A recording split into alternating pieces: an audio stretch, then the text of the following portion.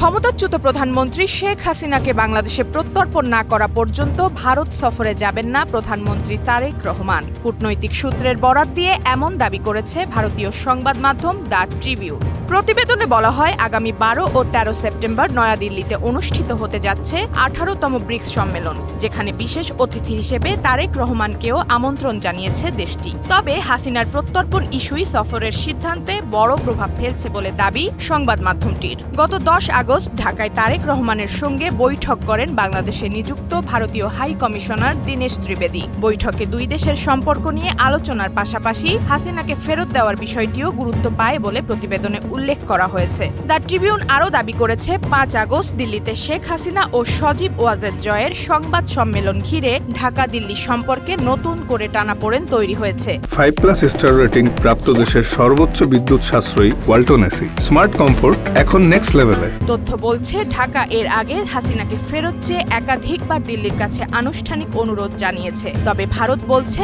বিষয়টি সংশ্লিষ্ট আইনি প্রক্রিয়া ও আইনগত দিক বিবেচনা করে পরীক্ষা করা হচ্ছে।